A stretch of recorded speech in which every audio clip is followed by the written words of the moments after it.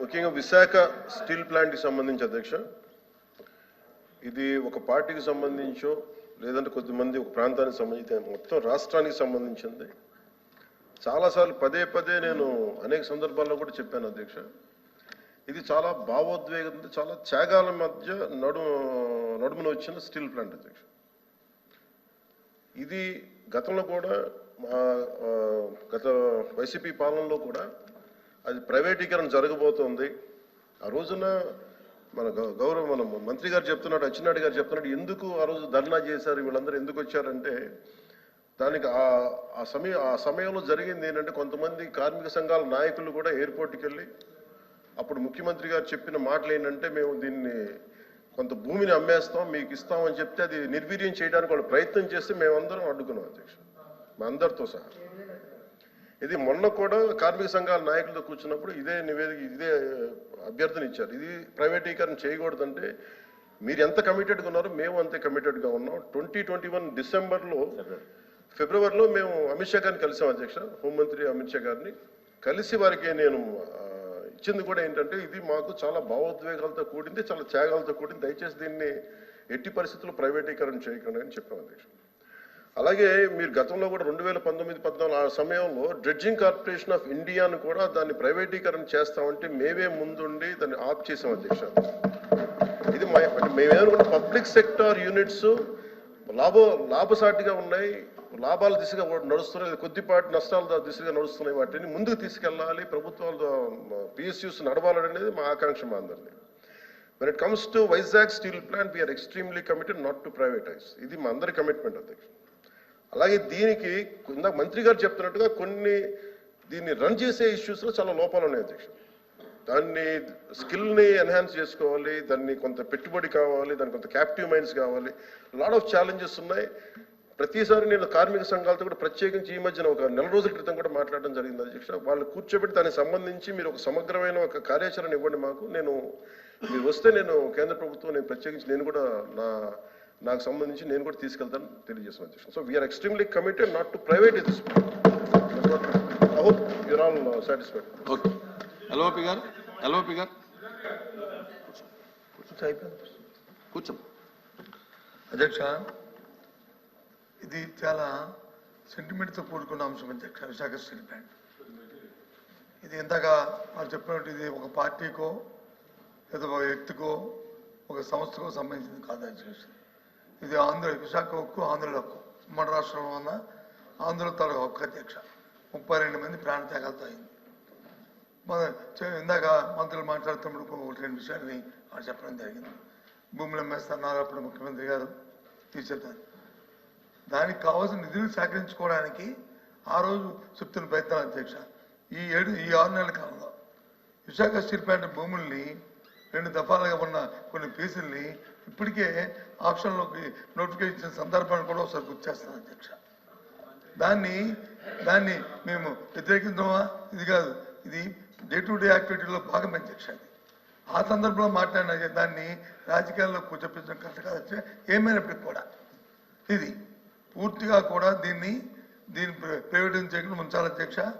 ఆ రోజు స్వయాన ప్రధానమంత్రి గారు విశాఖపట్నం సభకు వచ్చినప్పుడు సాక్షాత్తు ఆనాటి ముఖ్యమంత్రి జగన్మోహన్ రెడ్డి గారు మొత్తం సభా సాక్షిగా లక్షలాది మంది ప్రజలు ఉంటుండగా ఆ రోజు విశాఖపట్నం స్టీల్ ప్లాంట్ ప్రైవేటీకరణ చేయడం వీలు లేదు, మేము అర్థిస్తున్నాము, ఇది మా తాలూకా ఇది మా సెంటిమెంట్ అని చెప్పి ఆ రోజు ముఖ్యమంత్రి గారి సందర్భాలు కూడా ఒకసారి జ్ఞాపకం చేస్తాను అధ్యక్ష.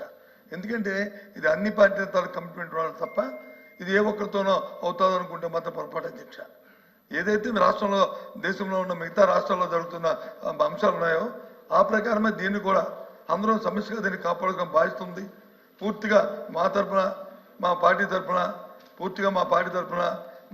మా బాధ్యతగా ఈ హక్కుని ఏదైతే విశాఖపట్నం స్టీల్ ప్లాంట్ అనేదాన్ని ఏది ఉందో దాన్ని చేస్తే మాత్రం దాన్ని పోరాడతాం అధ్యక్ష, దాన్ని కాపాడడం ప్రయత్నిస్తాం అధ్యక్ష.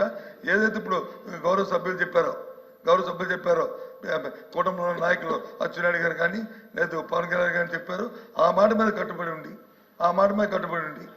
దీన్ని ప్రైవేటీకరణ చేయాలనేది మా తాలూకా డిమాండ్ ఎక్సర్సైజ్ చేయాలని కోరుతున్నాం అధ్యక్ష. ఇంకా లేదండి, ఇంకా కూర్చోమ్మా, అయిపోయింది. కూర్చో కూర్చో కూర్చోండి, అయిపోయింది. కూర్చో. Question number 13634 minister for revenue sir reply చెప్తారా? సార్ ప్రతిపక్ష నాయకులు బొత్స గారు అడిగిన దానికి సార్, ఆ రోజులో కూడా మేము అడిగింది ఏంటంటే ఆల్ పార్టీ డెలిగేషన్ తీసుకెళ్ళండి అని మేము అభ్యర్థించాం sir. They haven't taken any initiative even then. We are real. ఆ రోజు నుంచి కూడా ఈ రోజు మేము ఒకటే కమిట్మెంట్తో మాట్లాడుతున్నాం, కానీ ఆ రోజున మేము అభ్యర్థించాం అధ్యక్ష, ఆల్ పార్టీ మీరు చేయండి, మేము తీసుకెళ్తాం, మేము అందరం వస్తామని మాట్లాడాం. Maybe they didn't consider it sir అధ్యక్ష. So we want to bring it to that. ఇంకా పెంచొద్దు, ఇంకా పెంచొద్దు. ఇంకా చేయకపోతే అది రికార్డ్స్ లో ఉంటుంది అధ్యక్ష. ఆల్ పార్టీ డెలిగేషన్ తీసుకెళ్ళడానికి ఎవరికి అభ్యంతరం లేదు అధ్యక్ష. ఎప్పుడు ఎప్పుడు ఎప్పుడు ఎప్పుడు ఇన్ స్పైట్ ఆఫ్ వినండి వినండి వినండి వినకపోతే చెప్తారుగా, వినకపోతే చెప్తారుగా.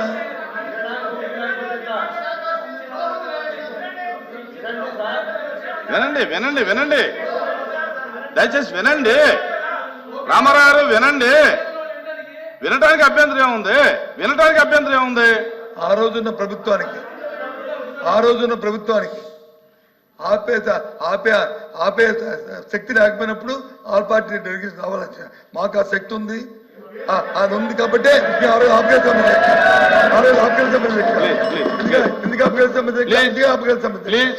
ఇవాళ దయచేసి అది చేయమని చెప్పి రిక్వెస్ట్ చేస్తున్నాను. ఎల్ఓపి గారు కూర్చోండి, కూర్చోండి. సరే అచ్చెన్నాయుడు గారికి పెంచకండి. కూర్చోమ్మా, కూర్చోమ్మా.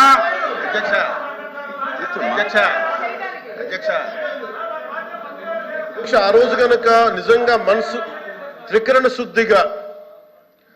శుద్ధిగా వారు కనుక ఆపండి ఉంటే అసలు ఈ రోజు ఈ ప్రశ్న ఉత్పన్నం అయ్యింది.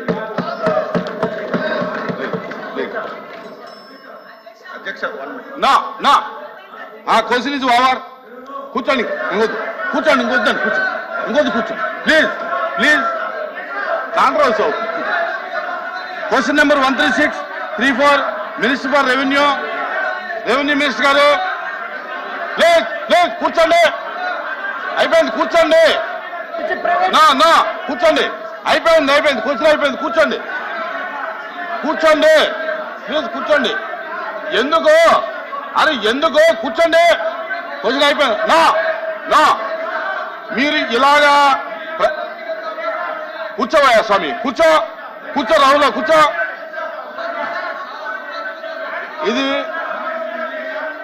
ఇది బ్యాడ్ ప్రాక్టీస్.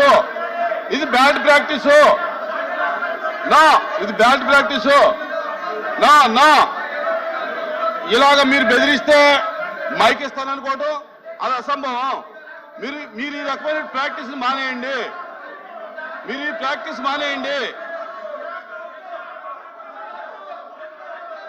నా